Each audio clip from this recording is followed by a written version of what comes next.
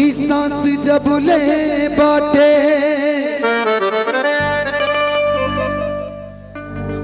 आस तब ले बाटे सिर्फ तोहरे ता इंतजार करी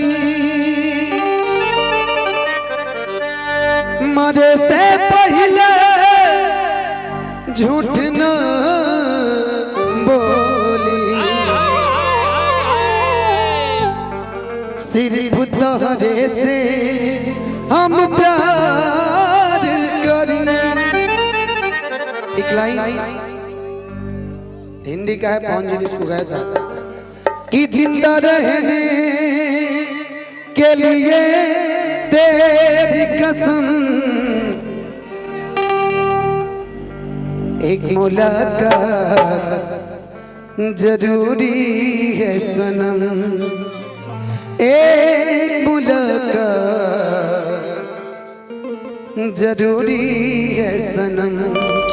लेकिन मैं आपके लिए बोलूंगा कि गर्दन पर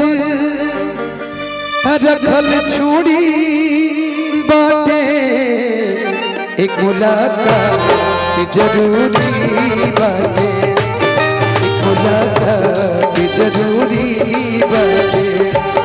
गर्दन पर रखल छुरी बाटे, गर्दन पर रखल छुरी बाटे एक मुलाकात जरूरी बाटे, एक मुलाकात जरूरी बाटे।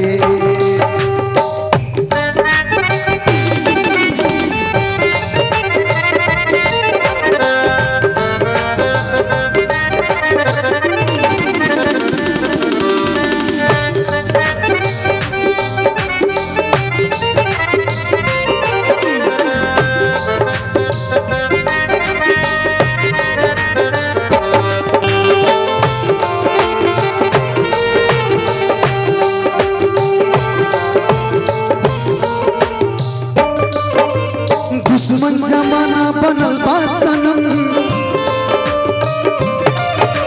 पिजड़ा में पंछी फसल बा सनम। दुश्मन जमाना बनल बा सनम, पिजड़ा में पंछी फसल बा सनम। सब बाधा बीच तोड़ के तू आजा तो मोड़ के आजा जा हमर साथिया तू सारा बंधन तोड़ के,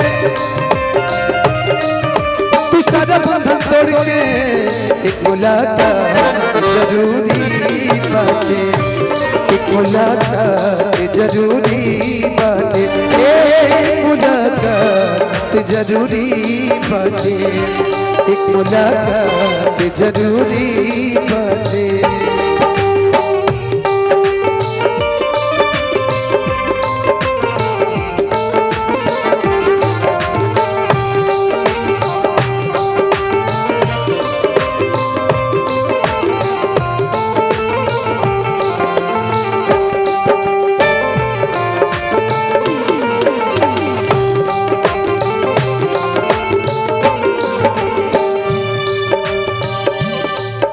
ये दुनिया में कुछ तक करल चाहिए, हम तोहरे ही सोचा तो मरल चाहिए। ये दुनिया में कुछ तक करल चाहिए,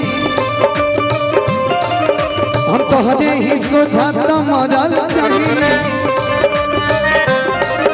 बनल बटे अन पे दीवाना दिल जान पे मरब आज जान से, तोरे ही जान से, तोरे ही जान से, तोरे ही जान से। एक मुलाकात जरूरी बाटे, एक मुलाकात जरूरी बाटे, एक मुलाकात जरूरी बाटे, एक मुलाकात जरूरी बाटे। एक मुलाकात मुलाकात मुलाकात मुलाकात एक मुलाकात जरूरी बाटे, जरूरी बाटे, जरूरी बाटे मुलाकात जरूरी बाटे, एक मुलाकात जरूरी बाटे, एक मुलाकात जरूरी बाटे, एक मुलाकात जरूरी। बहुत बहुत धन्यवाद।